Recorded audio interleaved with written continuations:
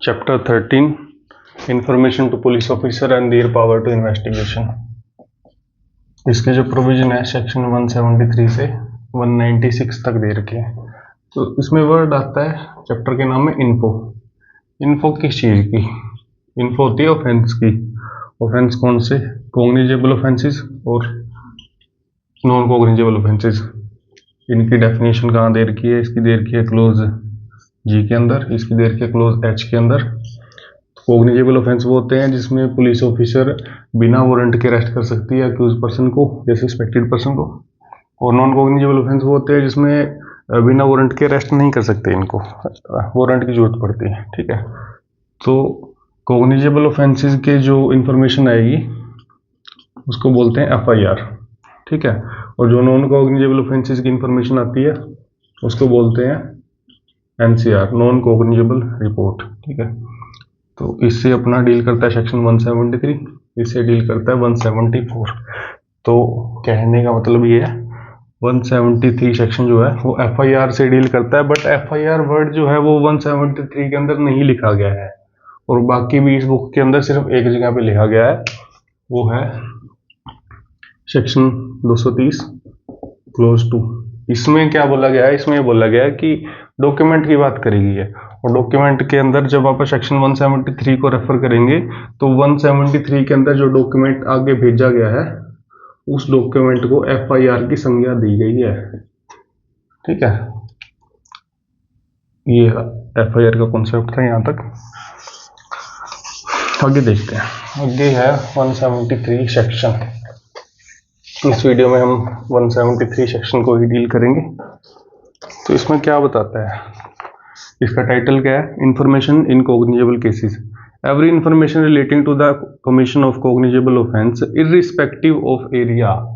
इसको हाईलाइट कर लीजिए, इररिस्पेक्टिव ऑफ एरिया। इसका मतलब है zero FIR. Where the offence is committed may be given orally or by electronic communication to an officer in charge of police station। मतलब क्या कह रहा है कि जो एफआईआर जो है वो ओरली या फिर इलेक्ट्रॉनिक मीन से, मतलब या तो बोलकर या फिर फोन करके या किसी भी तरीके से इंफॉर्मेशन दी जा सकती है। इसमें एक जो लाइन आई है irrespective of area. Irrespective of area का मतलब ये है, जैसा मैंने अपनी पिछली वीडियो में बताया था कि आप शिमला घूमने गए, ठीक है, वहां आपके साथ कोई ऑफेंस हो गया, मान के चलते हैं मार पिटाई होगी वहां पर आपके साथ, ठीक है, और वहां पे आप जान बचाकर भाग के आ गए, मारपीट हो गई आपके साथ और लूट हो गई, ऐसा सब कुछ हो गया, जान बचा के आप भाग के आ गए वापस आपके घर पे। ठीक है, घर है मान के चलो आपका दिल्ली आ गए। अब आपके साथ शिमला में मारपीट हुई थी, आप डर के दिल्ली आ गए, तो एफआईआर तो लिखवानी है। अब वहां पे जाने से डर लग रहा है, ठीक है, क्योंकि जान बचा के तो भाग के आए थे, बट कार्रवाई तो करनी है, मार पिटाई हुई है, उनको सजा दिलवानी है, जो सामान लूटा गया वो सामान भी तो वापस चाहिए। तो इसके लिए क्या करेंगे, दिल्ली में ही किसी स्टेशन में, पुलिस स्टेशन में आप एफआईआर जमा करवा दोगे, और जो दिल्ली वाला स्टेशन जो है वो शिमला के उस स्टेशन में आपकी एफआईआर भेज देगा, तो वहाँ पे कार्रवाई हो जाएगी। आपको दोबारा शिमला जाने की जरूरत नहीं है, बट बाद में पुलिस वगैरह बुलाएगी तो वो अलग चीज़ें हैं। ठीक है, तो इसको बोलते हैं जीरो एफआईआर। मतलब कि ये जहाँ जो आपने दिल्ली के अंदर एफआईआर लिखवाई है, ये कोई आपको नंबर नहीं देगा एफआईआर का। जैसे कोई नंबर होता है, दिन में 50 एफआईआर लिखी गई है, आपका 51वें नंबर पे आपकी एफआईआर लिखी जा रही है, तो ये आपको कोई नंबर नहीं देते। ठीक है, आपकी एफआईआर को कोई नंबर नहीं देते। ये जो आपकी रिपोर्ट लिखी है दिल्ली वालों ने, ये शिमला में जो भेजेंगे ना, ये इसको नंबर दे देंगे, जो भी इसका नंबर होगा।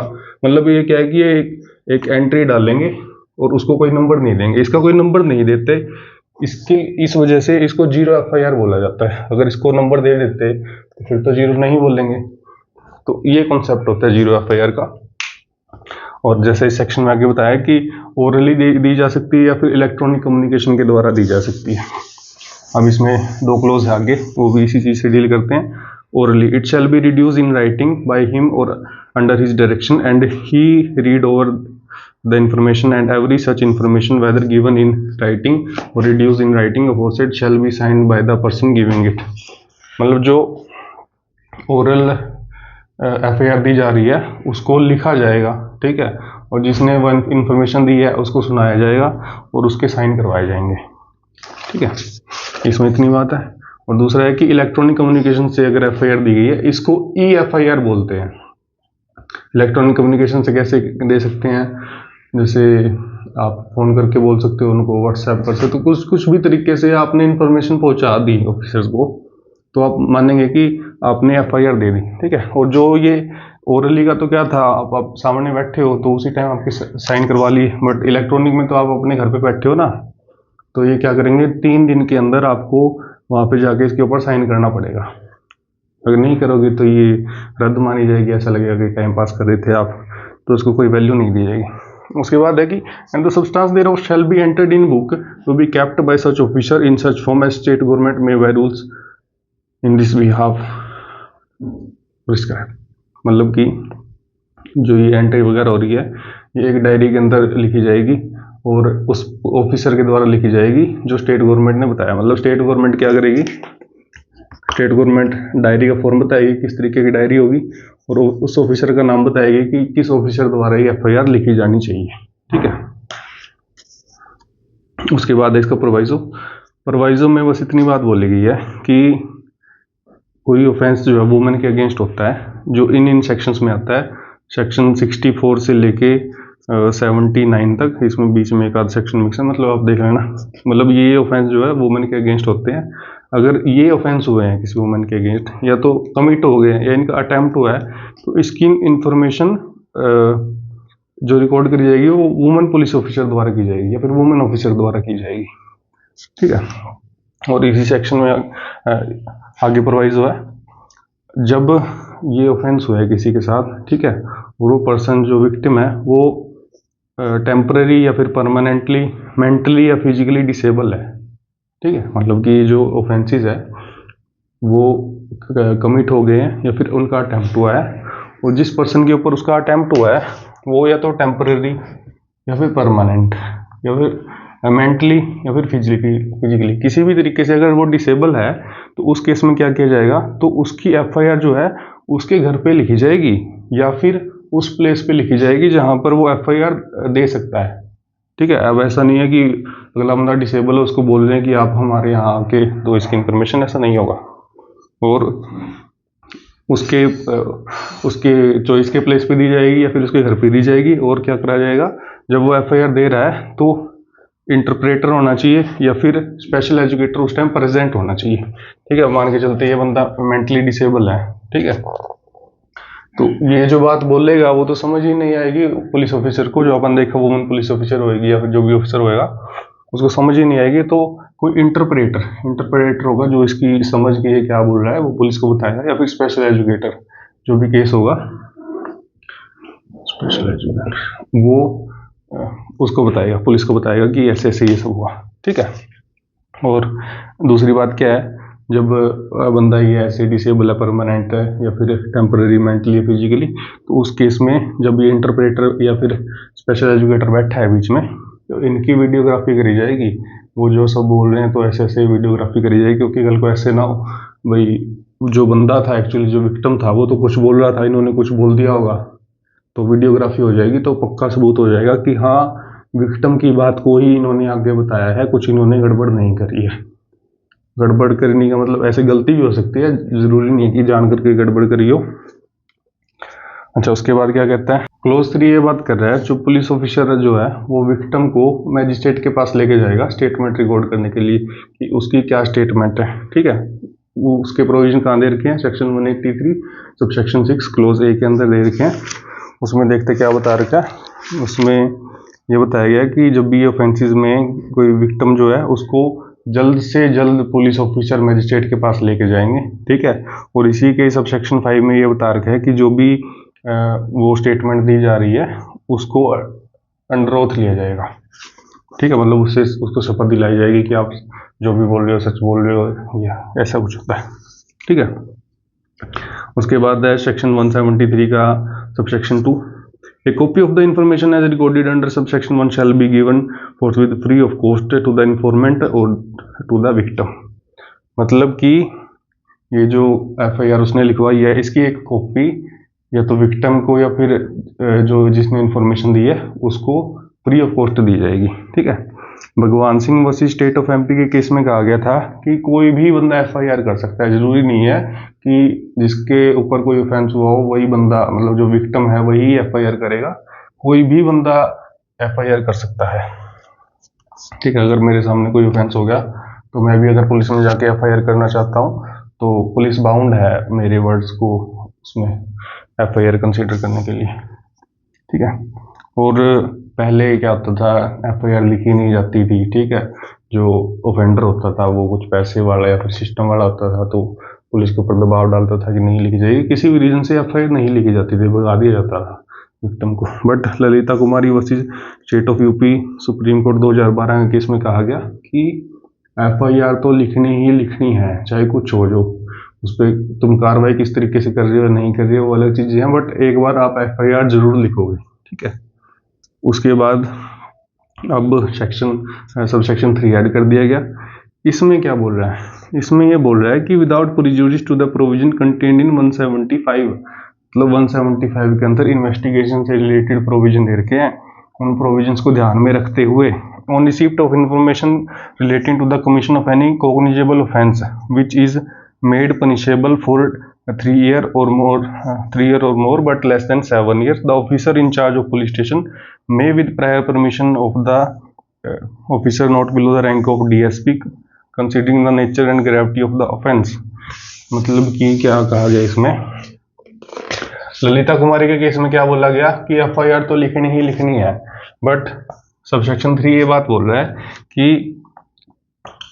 सेक्शन 175 को ध्यान में रखो, ठीक है। उसको ध्यान में, क्योंकि उसमें इन्वेस्टिगेशन की प्रोविजन है, उसको ध्यान में रखते हुए अगर कोई कॉग्निजेबल ऑफेंस है जिसकी पनिशमेंट 3 साल से तो ज़्यादा है और 7 साल से कम है, मतलब जो ऑफेंस 3 साल से और 7 साल तक पनिशेबल है, उनका क्या करना है, जो भी officer in charge of police station होगा, officer in charge of police station होगा, ये क्या करेगा, डीएसपी की रैंक या फिर इससे बड़ी रैंक के बंदे से परमिशन लेगा कि सर ऐसे ऐसे बात है, एक ऑफेंस हो गया जिसकी पनिशमेंट इतनी इतनी है, तो उसके बारे में हम इन्वेस्टिगेशन करना चाहते हैं,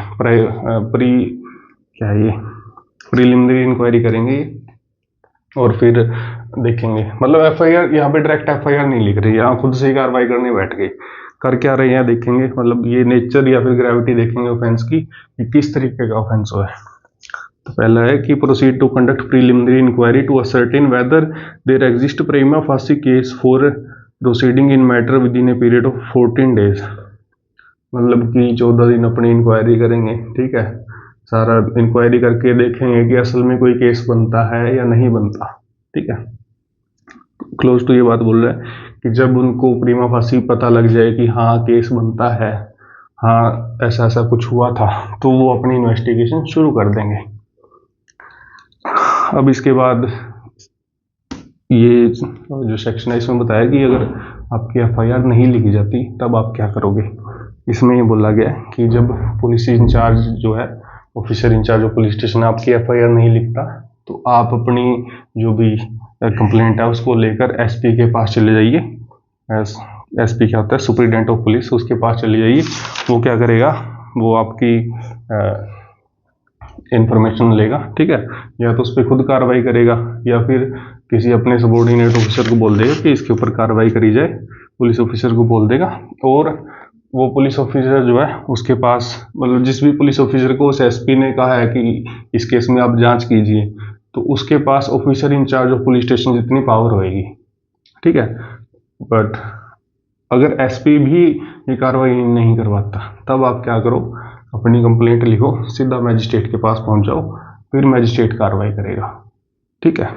ये थी अपनी एफआईआर। इसमें क्या बोला गया, पहले तो बताया 0 एफआईआर, फिर बताया ओरली दी जाती है तब क्या होता है, और ई एफआईआर दी जाती है तब क्या होता है। उसके बाद ओरली तो साइन उसी टाइम करनी पड़ती है, ई एफआईआर जो है उसको आप 3 दिन के अंदर साइन करने आओगे, ठीक है। और उसकी जो सब्सटेंस है वो डायरी के अंदर लिखे जाएंगे जो स्टेट गवर्नमेंट ने आपको भेजी थी, ठीक है। उसके बाद ये जो ऑफेंस है इनकी इंफॉर्मेशन वुमन पुलिस ऑफिसर लिखेगी। उसके बाद क्या बोला है कि अगर ऐसा ऑफेंस हुआ है और वो पर्सन जो है टेम्पररी या फिर परमानेंट मेंटली या फिजिकली डिसेबल है तो स्पेशल एजुकेटर या फिर इंटरप्रेटर को बीच में बिठाएंगे, जब उसकी FIR लिखी जा रही है। और कहाँ लेंगे उसकी FIR, या तो उसके घर पे या फिर किसी ऐसी जगह पे जहाँ पे उसको कंफर्टेबल फील हो, उसकी चॉइस का प्लेस होगा। और जब भी इंटरप्रेटर या फिर स्पेशल एजुकेटर बीच में बैठा दिए तो इनकी वीडियोग्राफी करी जाएगी और इसको जल्द से जल्द मजिस्ट्रेट के सामने भेजा जाएगा सेक्शन 183 सबसेक्शन 6 क्लोज ए के अंदर, ठीक है। उसके बाद जो है ये FIR लिखी गई है, इसकी एक कॉपी फ्री ऑफ कॉस्ट या तो विक्टिम को या फिर इन्फॉर्मेंट को जिसने भी इंफॉर्मेशन दी है उसको फ्री ऑफ कॉस्ट दे दी जाएगी।